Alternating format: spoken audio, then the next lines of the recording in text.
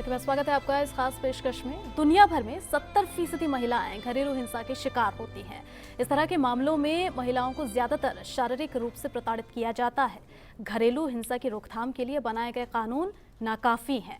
घरेलू हिंसा की जड़ें हमारे समाज और परिवार में गहराई तक जम गई है, पर कुछ महिलाओं ने इसके खिलाफ आवाज उठाई और फर्स्ट इंडिया की टीम इन महिलाओं को सलाम करता है।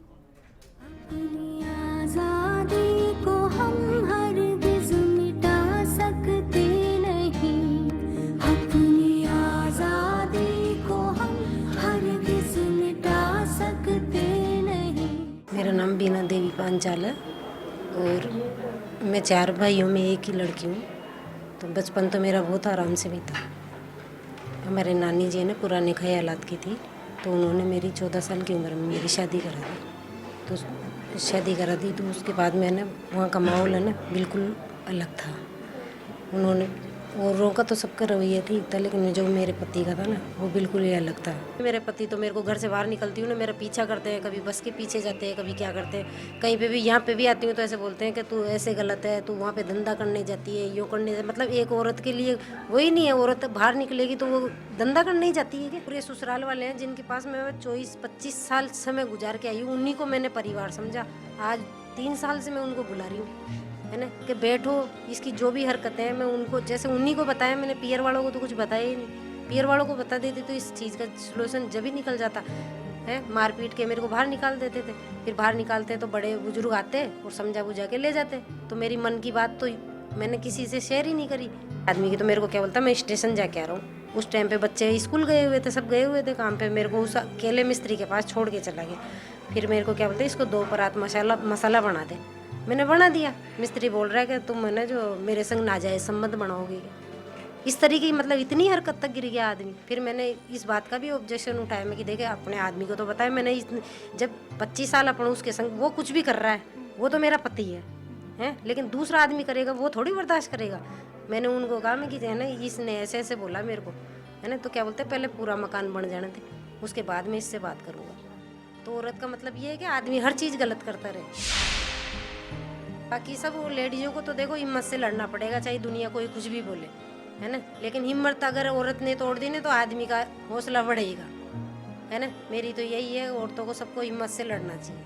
अपनी आज़ादी को हम हरगिज़ मिटा सकते नहीं, अपनी आज़ादी को हम हरगिज़ मिटा सकते नहीं। तो ये बीना की कहानी थी। बीना जो कि डोमेस्टिक वायलेंस का शिकार हुई और उसके बाद अब लड़ रही हैं। हमारे साथ खास मेहमान जुड़े हुए हैं और मेरी सहयोगी अनीता भी। अनीता, क्या कहना चाह रही थी आप?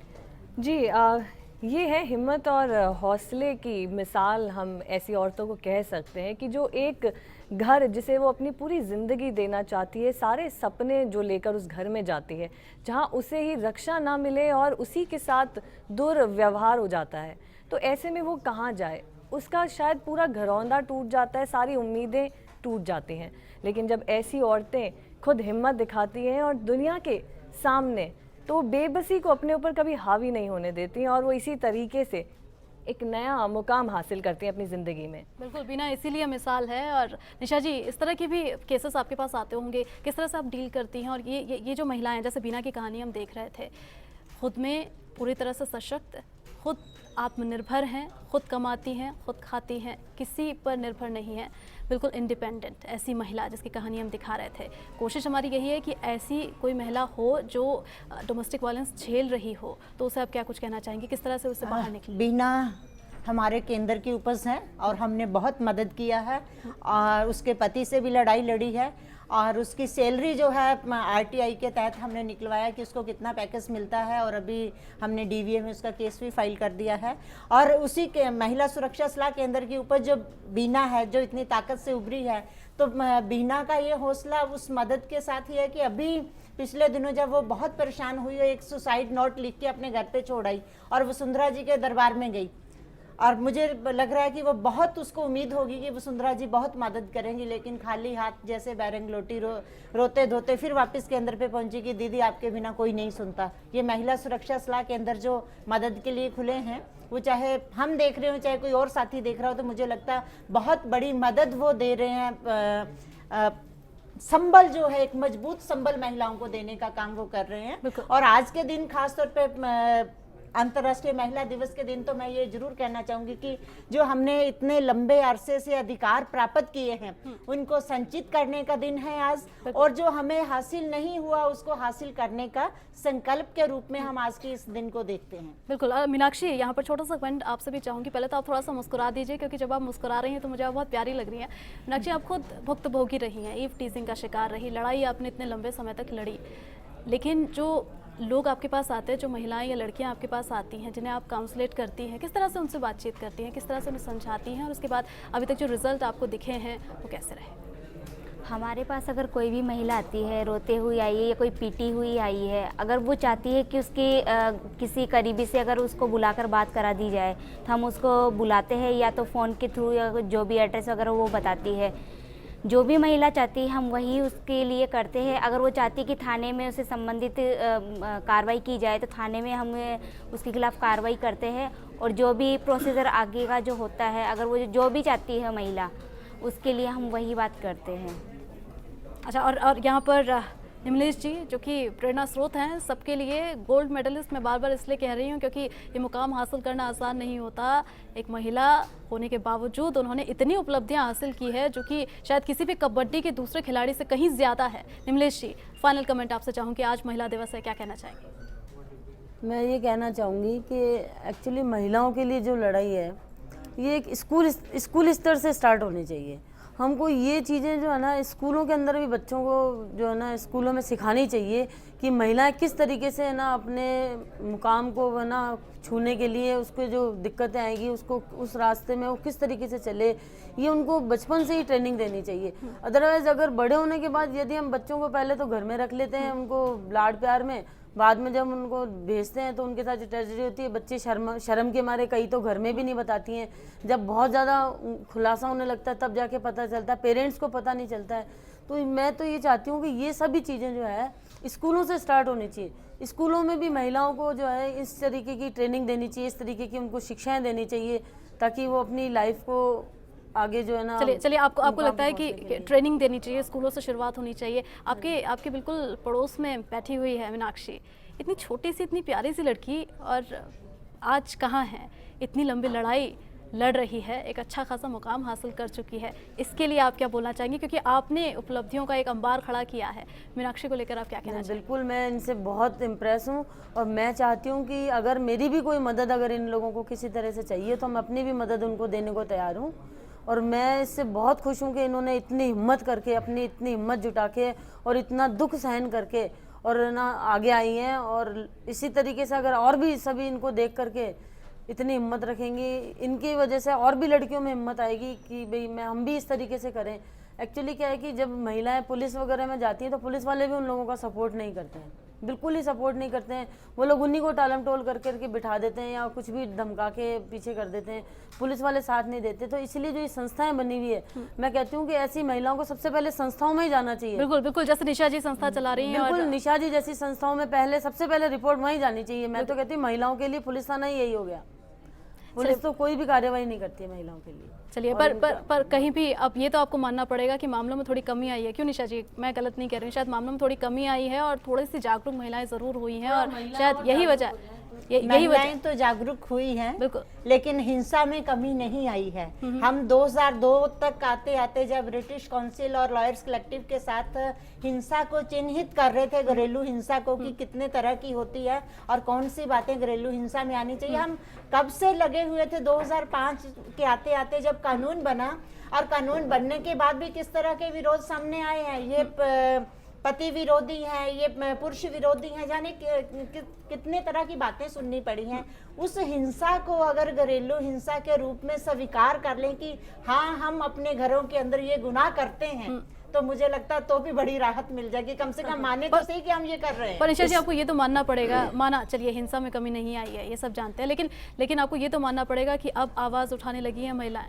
बिल्कुल, मैं तो ये कहूँगी, बोल के लब आज़ाद हैं तेरे, तू बोलेगी मुंह खोलेगी तब ही ज़माना बदलेगा। वो चुप्पी तो हमको तोड़नी पड़ेगी, और बहनों ने तोड़ी, और हम जो लोग यहाँ बैठे हैं, मेरे ख्याल में कुछ कुछ परेशानियाँ झेलते हुए यहाँ तक इस मुकाम तक पहुँचे हैं, तो हमारी बाकी जो बहन बेटियाँ हैं वो भी उसी तरह से बाहर निकलें। आज के दिन तो कम से कम हम इस तरह की उम्मीद करते हैं कि आने वाला समय निश्चित तौर पर बदलेगा। चलिए, बहुत बहुत शुक्रिया, बहुत बहुत शुक्रिया तमाम ख़ास मेहमानों का हम करेंगे।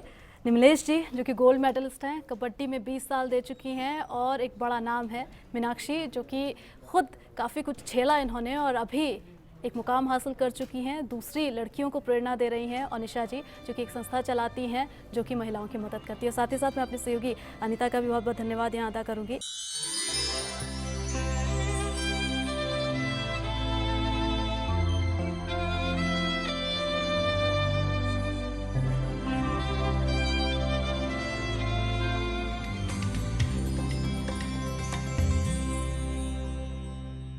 नए मेहमान जुड़े हैं, इन मेहमानों से ज़रा आपका तारुफ करा देते हैं। गंगा जुड़ी है हमारे साथ। गंगा, जो कि एक लंबी लड़ाई लड़ रही है, डोमेस्टिक वायलेंस का शिकार हुई थी गंगा, लेकिन हार नहीं मानी और आज अपने कदमों पर खड़ी हुई हैं। साथ ही में सुनीता मंत्री जी हैं, जो कि CMD हैं एकता ग्रुप की, और इसके अलावा निशा जी, जो हमारे साथ पहले से ही जुड़ी हुई हैं, जो कि एक संस्था चलाती है जो महिलाओं के लिए एक लंबे समय से काम कर रही है, और मेरी सहयोगी पूनम भी जुड़ चुकी है अब मेरे साथ। तो इस चर्चा को हम आगे बढ़ाएं, उससे पहले गंगा की कहानी क्या है, ज़रा इस रिपोर्ट में पहले देख लेते हैं। सुनो सुनो सुनो सुनो मेरी आवाज़। मैं कलकत्ता की हूँ, मैं बंगाली हूँ, और मैं यहाँ पे 11 साल हो गए जयपुर में। शादी भी यहाँ से ही हुआ था मेरी, और मेरे हस्बैंड मुझे छोड़ के चले गए 2 बेटी के वजह से। मेरी छोटी छोटी 2 गुड़िया है, और मैं उसको अच्छी तरह से पालने की कोशिश कर रही हूँ, खुद के काम करती हूँ मैं साड़ियों का। लेकिन मेरी जब बड़ी वाली बेटी हुई तो कोई भी खुश नहीं था उस टाइम भी, मेरी ननद भी खुश नहीं थी, कोई खुश नहीं थे। फिर उसके बाद मेरी जो छोटी वाली गुड़िया है, तो उसको गिराने के लिए बोला था मेरे हस्बैंड ने, मैंने गिराया ही नहीं। तो फिर बेटे हो गए, उसके लिए सब नाराज़ है मेरे ऊपर कि गिराने के लिए बोला, गिराया ही नहीं, और ऊपर से लड़की हो गए। तो उसके वजह से बहुत ही तंग करता था, परेशान करता था मेरे ऊपर, मारपीट करता था। फिर मैं ससुराल गई तो मेरी सास ने जहर पिला दिया था मुझे। 4-5 दिन बाद होश आया मेरी। फिर वहाँ से फिर मेरे हस्बैंड ने, जब डॉक्टर ने पूछा है आप कहाँ रहना चाहते हो, मैंने बोली मेरे हस्बैंड जहाँ पे रहेंगे मैं वहाँ पे रहूँगी, वहाँ पे जाऊँगी। लेकिन मेरे हस्बैंड वो साथ नहीं लेके आए थे, मेरी प्योर में छोड़ के आ गए थे कि हम खर्चा वगैरह देंगे, लेकिन कोई खर्चा वगैरह नहीं दिया। तो मैं मेरी चाचा का लड़का के साथ मैं आ गई थी फिर वापस जयपुर। फिर आने का बाद वही मारपीट दंगा, बहुत तकलीफ़ देता था, बहुत कुछ बोलता था। 2011 में कोई बंगालियों का पैसे का मामला था, उसमें वो शामिल था। तो उसी में पैसा लोगों का लूट के वो लेके चले गए, छोड़ के मुझे, मेरी दोनों बेटियों को छोड़ के चले गए। तो तब ना मेरे घर पे कुछ नहीं था। धीरे धीरे मैंने मेहनत करके मैंने हर चीज़ बनाई है। अभी थी ननद के पास जाती थी कि कम हमारा सोने चांदी का दुकान है, खर्चा वगैरह जो भी है मुझे थोड़ा बहुत दे दीजिए ताकि मैं बच्ची को पालूँ, धीरे धीरे आगे बढ़ूँ मैं। लेकिन उस लोगों ने भी मना कर दिया। फिर तब से मैं जाना बंद कर दी कि नहीं, मैं फालतू टाइम वेस्ट करती हूँ, जाती हूँ तो पूरा दिन ख़राब होता है। उससे अच्छा अगर मैं कुछ काम पे लगूँ तो मेरी दोनों बेटियों को आराम से पाल सकती हूँ मैं। फिर मैंने लोगों का घर पे झाड़ू पोछा का काम की, सुबह से 7-8 बजे से लेके 12 बजे तक। फिर 12 बजे से मैंने खाना वाना बनाई, बच्ची को स्कूल भेजी। उसके बाद मैंने रात को 2 बजे तक साड़ियों का काम सीखी मैंने। पानी पी के भी मैंने दिन बिता दी, लेकिन किसी का हेल्प नहीं ली कि मम्मी ने हेल्प करेगी या भाई ने हेल्प करेगी, नहीं ली मैंने, आज तक नहीं ली। छोटी वाली जो है वो बीमार पड़ती है, दौरा पड़ती है उसको बुखार का, तो उसके लिए थोड़ा सा टेंशन रहती हूँ, परेशान रहती हूँ मैं। लेकिन बस भगवान करे कि वो भला हो जाए, सही हो जाए उसके, कि इतना वो करके पालने का बाद अगर उसके ज़िंदगी भी ऐसा है कि कब क्या हो जाए उसका पता नहीं है, तो उसके लिए थोड़ा सा टेंशन है। मेरी दोनों बेटियों को मैं आगे बढ़ाना चाहती हूँ। सुनो सुनो सुनो सुनो सुनो सुनो मेरी आवाज़, सुनो सुनो नया तो गंगा की कहानी हम दिखा रहे थे आपको और चर्चा को हम आगे बढ़ाएं उससे पहले गंगा के लिए कुछ पंक्तियां हैं जो मैं कहना चाहती हूँ। ज़माने का डर नहीं, खुद पर है विश्वास मुझे, शक्ति हूँ, इंसान हूँ नहीं बनना मुझे मूरत, मैं खुद ही खुद की पहचान हूँ, मैं हूँ आज की औरत। गंगा, मुझे बहुत खुशी हो रही है कि आप आज यहाँ मौजूद हैं और मैं आपसे मिल पा रही हूँ, क्योंकि जो कहानी है आपकी, जो हमने अपने दर्शकों तक पहुँचाई, वो कई लोगों को प्रेरणा देने वाली है। क्योंकि डोमेस्टिक वायलेंस जैसा जो मुद्दा है ये भी कहीं ना कहीं दब जाता है। दीवारों की घर की जो चार दीवारी होती है उसी के अंदर ये मामला कई बार दब जाता है, लेकिन आपने आवाज़ उठाई है और आज आप कामयाब है। इस पर काबिल तारीफ़ है आपकी ये मेहनत और जहाँ पर आप पहुँची हैं उसके लिए। मेरे साथ जो ख़ास मेहमान हैं उनसे हम बात करेंगे इस सिलसिले में और आपसे मैं चाहूँगी कि भावनाएं, मैं बिल्कुल समझ सकती हूँ कि आप इस समय कैसा महसूस कर रही होंगी, लेकिन जज्बे को सलाम आपके और पूरी फर्स्ट इंडिया की टीम आपके जज्बे को सलाम कर रही है। निशा जी, जब गंगा आपके पास आई थी और जो जो उस पर बीता था वो उसने आपको बताया था, तो किस तरह से आपने इन सारी चीज़ों को समझा और उसके बाद गंगा आज जहाँ है वो अपने आप में एक बहुत महत्वपूर्ण बात हो जाती है सब। अब बाकी सारे हिंसा को तो बिल्कुल भी हम उसको याद नहीं दिलाना चाहेंगे। हम कानूनी लड़ाई लड़ रहे हैं। इसके पति ने कलकत्ता से केस इसके खिलाफ दर्ज करवाया और वहाँ से नोटिस आया। हमने उस नोटिस का ट्रांसलेशन करके उसका रिप्लाई भिजवाया है। यहाँ पे इसका डोमेस्टिक वायलेंस का केस हम लोगों ने डाला है ताकि घरेलू हिंसा कानून के तहत इसको सारी राहत मिल पाए, ज़्यादा पचड़ों में पड़ने की ज़रूरत नहीं। और इसके साथ साथ एक बात जो गंगा ने नहीं कही है वो मैं कहना चाहती हूँ कि गंगा ना सिर्फ अपनी बेटियों की परवरिश कर रही है, ना सिर्फ अपने पैरों पे खड़ी हुई है, ये और जो महिलाएं हमारे पास दुखी और परेशान आती हैं, कोई सहारा नहीं होता, उनके लिए भी सहारा बनती हैं। और हम आंख बंद करके कहते हैं कि गंगा ये एक और महिला आई है, इसको काम पे लगाना है या इसको काम समझाना है, तो ये तुरंत कहती है हाँ दीदी भेज दो।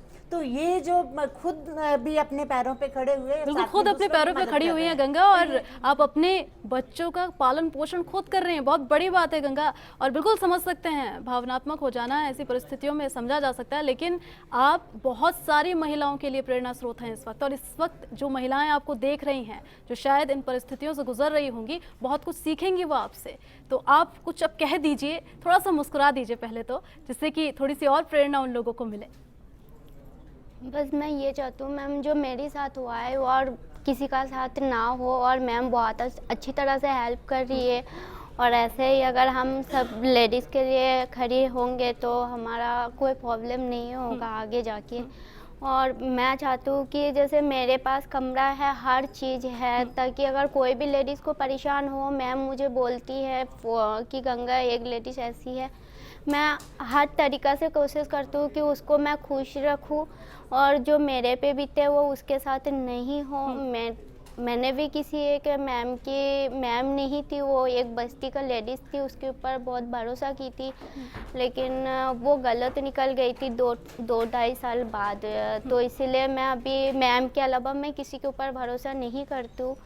और मैम जो भी लेडीज़ को भेजती है मैं हाँ कर देती हूँ कि हाँ मेरे पास भी काम सीखे, प्लस जॉब में भी लगा देती हूँ और अच्छी जगह पे लगाती हूँ। लेकिन वो उसके ऊपर है कि वो काम करे नहीं करे। जितना मैंने मेहनत की उतना मेरे हिसाब से मेरे पास जितने भी लेडीज़ गई है, पहले भी मैं रख चुकी हूँ, मैम को पता नहीं है, उस टाइम मैम से नहीं मिली थी, लेकिन इतना मेहनत कोई नहीं कर पाई। आज मैं जानती हूँ कि सिर्फ मैं नहीं, मेरी मोहल्ला वाले सब गर्व करते हैं मेरे ऊपर कि हाँ गंगा 2 बेटी को पालती है, उसके ईमानदारी और उसका मेहनत के वजह से। और बिल्कुल आपको बता दें, आपकी जो बेटियां हैं जब वो बड़ी हो जाएंगी वो भी गर्व करेंगी अपनी माँ पर। जी मैम, अभी भी वो दोनों छोटी है लेकिन बहुत समझदार है, दोनों के दोनों ही बहुत समझदार ये है। जो कुछ बीता उसे चलिए भूल जाते हैं, आप लड़ाई लड़ रही हैं, आपको कामयाबी मिले, पर आपकी जो 2 बेटियां हैं उनके बारे में ज़रा बताइए, और क्या क्या प्लानिंग की है आपने, कैसे पढ़ाएंगी, क्या कुछ कराएंगी? उस दोनों को मैं बहुत पढ़ाना चाहती हूँ। मैंने लोगों का घर पे झाड़ू पोछा भी की, मैंने बहुत काम की मैंने, लेकिन अभी यही है कि मैं खुद के पैरों में और भी खड़ी होना चाहती हूँ, मैं आगे बढ़ना चाहती हूँ, उस लोगों को दिखाना चाहती हूँ कि मैं अकेली मेरी दोनों बेटी को मैं पालूंगी। और अभी जो आगे जाके है, मैं एक नवोदय स्कूल जो है मैंने उसके लिए सोच रखी हूँ कि मेरी जो बड़ी वाली बेटी है उसको मैं वहाँ पे भेजूँगी, परीक्षा दिलवाऊँगी, फिर दिलवा के वहाँ पे भेज के उसका ज़िंदगी बनाना चाहती हूँ मैं। मेरी छोटी वाली गुड़िया जो है उसको दौड़ा पड़ता है, वो हमेशा मेरे पास ही, मैं बिल्कुल नहीं छोड़ती उसको अकेली, तो उसके लिए थोड़ा सा टेंशन रहती है कि उसको बाहर नहीं भेज सकती हूँ, उसको मेरे पास रह के पढ़ाऊँगी। लेकिन बड़ी वाली जो है वो पढ़ाई में भी अच्छी है, समझदार है, इसीलिए उसको नवोदय में से मैं पढ़ाना चाहती हूँ। चलिए चलिए, बहुत अच्छी बात है। सुनीता जी, एक आपने जैसे कि कहानी सुनी गंगा की, और गंगा क्या कुछ कह रही थी ये भी आपने जाना, तो एक कमेंट आपसे भी चाहेंगे इसमें, क्योंकि आप अपने आप में एक बड़ी शख्सियत हैं। आप अगर मदद करना चाहें इन लोगों की तो आप कैसे करेंगे? नहीं, इसके बारे में मैं एक चीज़ ज़रूर बताना चाहूँगी कि महिला किसी भी वर्ग की है बड़ी पीड़ित होती है, और इस मुकाम पे पहुँचने के लिए बहुत मेहनत करनी पड़ती है। गंगा जैसी महिलाएं अगर सामने आएँ और हिम्मत करें तो हम जैसी महिलाएं उनका हाथ तुरंत पकड़ सकती हैं और एक मुकाम पे पहुँचा सकती हैं उनको। क्योंकि एक तजुर्बा कह लीजिए या एक एजुकेशन बैकग्राउंड कह लीजिए, उसकी बदौलत हमें मालूम है कि कहाँ कहाँ जानकारी हो सकती है, कहाँ इनको बेनिफिट मिल सकता है, रोज़गार का अवसर कहाँ मिल सकता है, उसके बारे में हम इनको जानकारियाँ दे के और मदद करना चाहेंगे।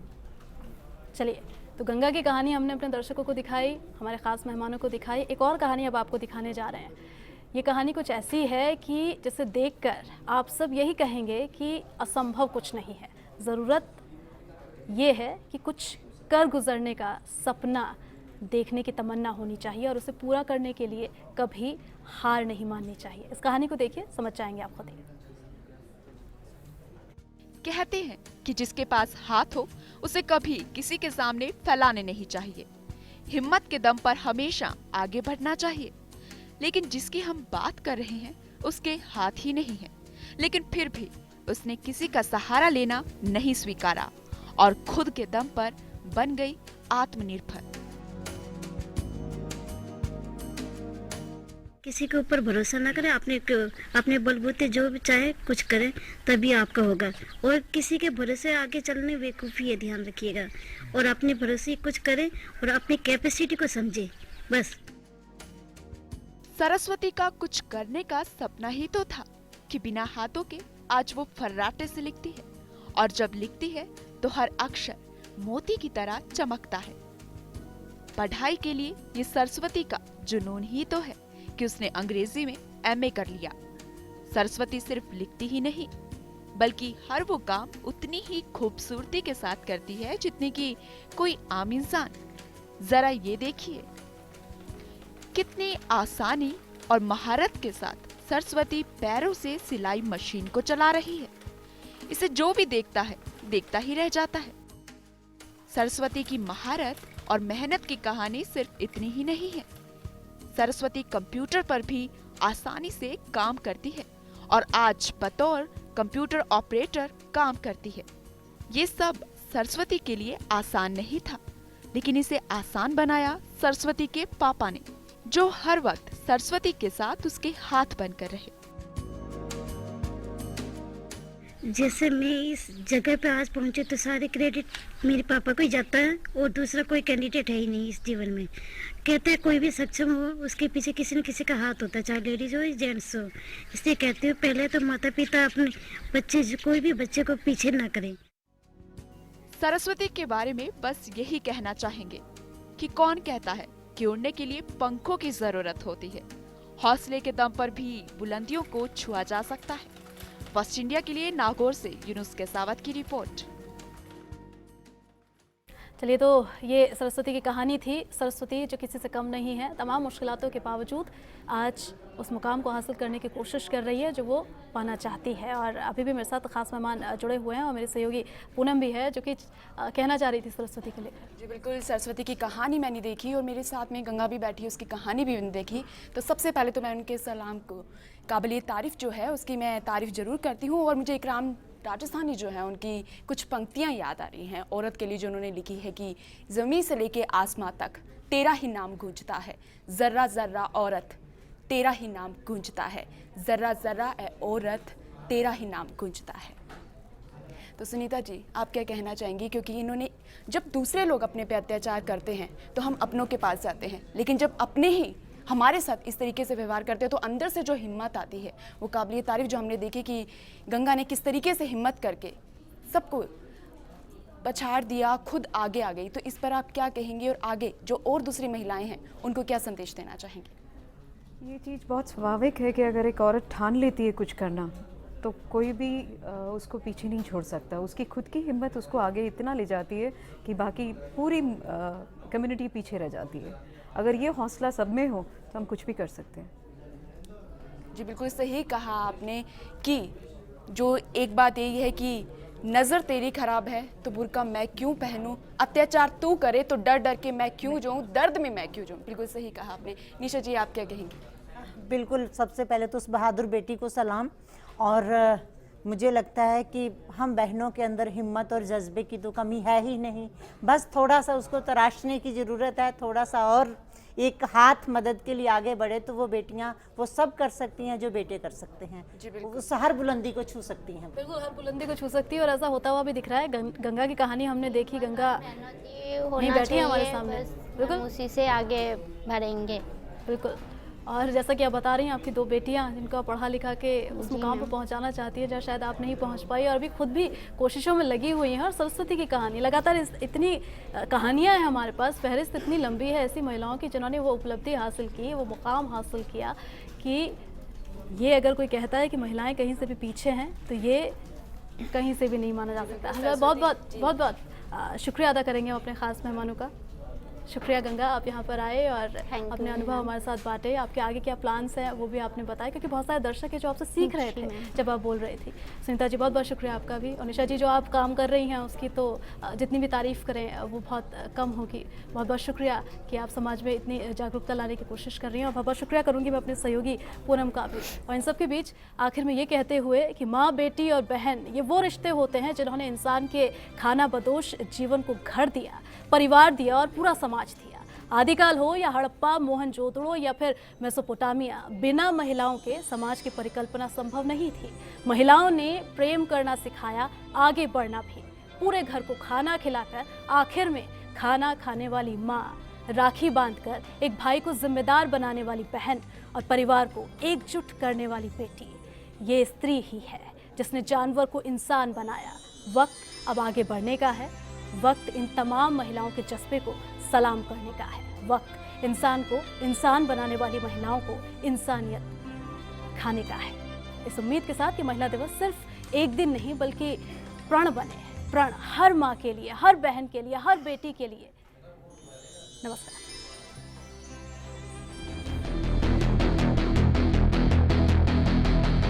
रुक जाओ रुक जाओ रुक जाओ रुक जाओ रुक जाओ रुक जाओ रुक जाओ रुक जाओ। आंखें खुली है मासूम की, अंधी बनी है ये आबादी। खुद की ही रक्षा करे, ना हो किसी पे निर्भर नारी। बढ़ जाओ जुड़ जाओ डट जाओ। बढ़ जाओ जुड़ जाओ डट जाओ।